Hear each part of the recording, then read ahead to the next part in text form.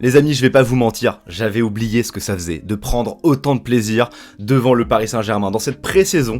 Déjà, c'était de bon augure, il y a le trophée des champions, bon, on se prépare tranquillement à la saison, au retour du championnat.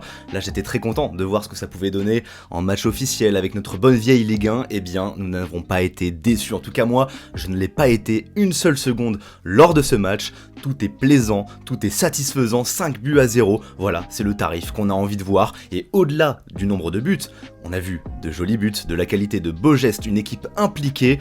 Bref, c'était un plaisir total. J'avais même envie que ce match entre Paris et Clermont continue. J'avais envie de voir plus de temps additionnel. J'ai l'impression que ça s'est arrêté brusquement. Et ça, c'est bon signe. Parce que les purges qu'on s'est mangées la saison dernière avec Pochettino, à chaque fois, j'avais envie que ça se termine le plus vite possible, qu'on passe à autre chose. Non, là, je suis désolé, je m'emballe, j'en ai conscience. Les gens vont me dire, redescends sur terre. On attend la Ligue des Champions. On attend de voir. Bien sûr qu'il faudra confirmer.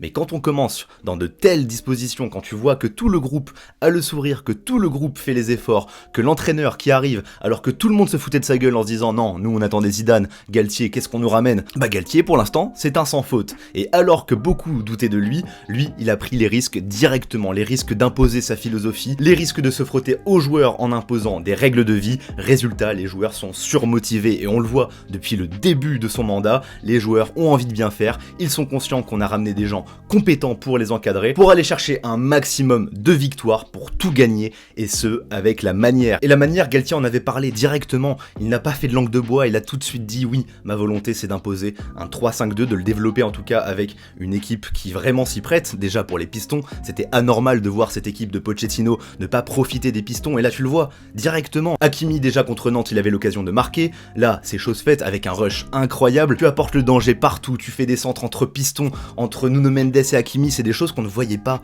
qu'on n'avait jamais vu sous Pochettino. Et là j'ai l'impression qu'on redécouvre tout le talent, toute la possibilité qu'on a avec cet effectif. Un effectif qui est sublimé, qui plus est par Neymar et Messi. Bref, on va se calmer, on va redescendre un tout petit peu et bien sûr on va revenir en long, en large et en travers sur cette folle soirée de Ligue 1. En tout cas, salut à toutes et à tous, c'est Théo de la chaîne Canal Supporter, vous l'aurez compris, je suis très content de vous retrouver aujourd'hui avec le sourire, avec tout ce que vous voulez. Vraiment, la soirée est parfaite pour moi. Parce qu'en plus de ce match très réussi de la part du Paris Saint-Germain, aujourd'hui on fête les 20 000 abonnés sur la chaîne YouTube. C'est un accomplissement pour moi qui est très important. Alors bien sûr, je connais tous les grands discours de youtubeurs, voilà, à chaque fois, à chaque palier, on va dire que c'est très important, mais pour moi, voilà, 20 000 abonnés, ça a une saveur particulière parce que je ne sais pas si vous le savez, mais avant de travailler chez Canal Supporter, j'avais ma propre chaîne sur YouTube qui s'appelait Badafoot. D'ailleurs pour ça que vous pouvez me retrouver sur mon Insta personnel toujours sous le nom de Badafoot. Et voilà, je m'étais arrêté à 18 000 abonnés juste avant les 20 000, juste avant ce cap qui est quand même assez intéressant, on va pas se le cacher. J'avais travaillé à peu près 2 ans et demi sur ma chaîne perso, et voilà, j'avais tout lâché pour me consacrer à ce projet complètement fou Canal Supporter,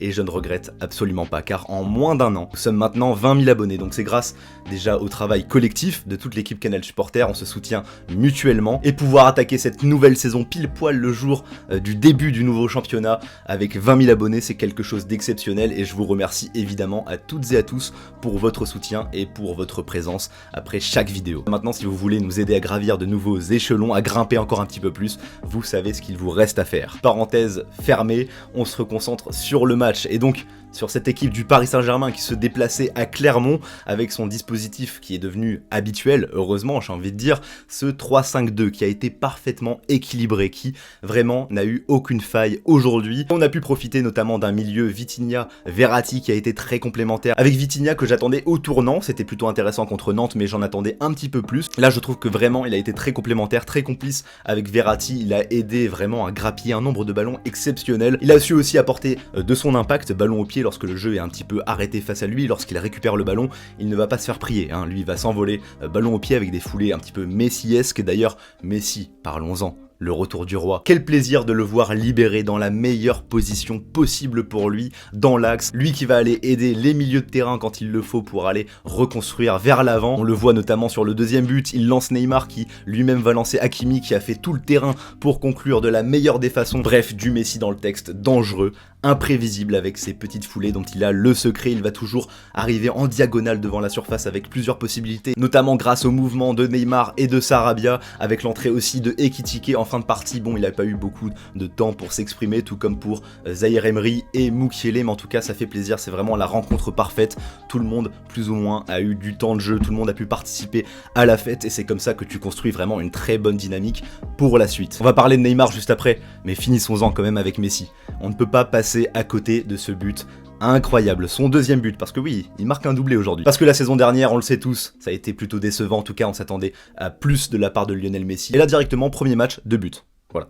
C'est bon pour vous? 2 buts, et surtout de quelle manière? C'est son appel de balle. Sur son deuxième but, il est parfaitement trouvé par Léo Paredes, qui a fait d'ailleurs une bonne rentrée, je trouve, alors qu'il est peut-être sur le départ. Dites-moi ce que vous en pensez aussi. Paredes, est-ce que vous vendez? Pour combien aussi? Ça m'intéresse. Toujours est-il que Paredes a parfaitement trouvé Messi dans la profondeur. Retourné acrobatique, c'est magnifique. Le gardien, j'ai l'impression qu'il s'est dit, vas-y, frérot, je te la laisse, c'est trop beau, je peux pas m'interposer. Bon, dans tous les cas, il était battu. Le PSG était tout simplement trop fort pour lui. Le PSG était irrésistible, n'avait aucune faiblesse aujourd'hui. Et c'est ce que j'aime avec ce pari qui ne se repose pas sur une seule individualité comme on l'a beaucoup trop fait avec Mbappé la saison dernière. Là, dans tous les cas, il n'y avait pas le choix. Mbappé n'était pas là, il n'était pas là non plus au Trophée des Champions. Et malgré tout, Paris sort 2 matchs qui, pour moi, sont bien plus intéressants que l'ensemble des matchs en Ligue 1 proposés la saison dernière. C'est dire, on parle quand même des 2 premiers matchs officiels de Christophe Galtier. Après, bien sûr, il faudra voir ce que ça va donner contre de plus grosses équipes, parce que ce soit Nantes ou Clermont, il n'y a pas eu de grande adversité. Clermont encore moins que Nantes, je trouve. À aucun moment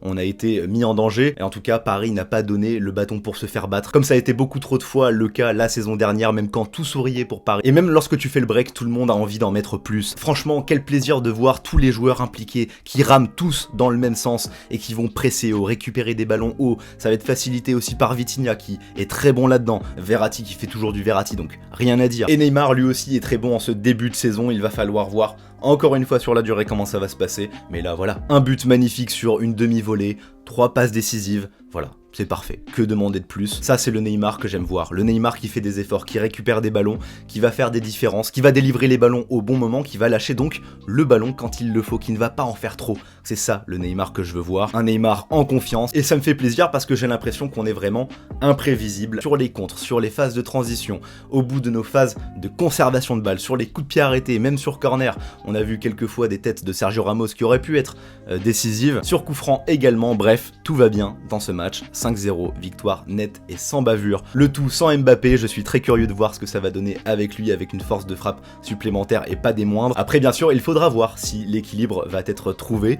avec lui. Normalement, je me fais pas trop de soucis, mais on peut aussi se dire que voilà, avec Sarabia, qui est peut-être plus dans l'ombre, qui va faciliter aussi quelques passes décisives, qui va moins demander à prendre le ballon au Lionel Messi, au Neymar, il faudra voir quel équilibre on va trouver, mais forcément, je suis très optimiste à l'idée de voir Mbappé rejoindre ce collectif qui déjà fait très plaisir à voir. Voilà pour mon débrief. Encore une fois, je suis conscient que je m'emballe pour ce match, pour ces 90 minutes, mais aussi pour la pré-saison qui est très réussie sous Christophe Galtier. J'adore la dynamique à laquelle on assiste depuis la signature d'Mbappé, depuis le changement dans l'organigramme du Paris Saint-Germain, et il faudra continuer sur la durée et ne surtout pas se relâcher. En tout cas, dans ces conditions, je suis confiant et j'ai très hâte de retrouver le Paris Saint-Germain. Voilà, c'est tout pour moi, j'espère que ça vous aura plu. On se retrouve évidemment très bientôt pour de prochaines vidéos d'analyse. C'était Théo pour vous servir et ciao tout le monde.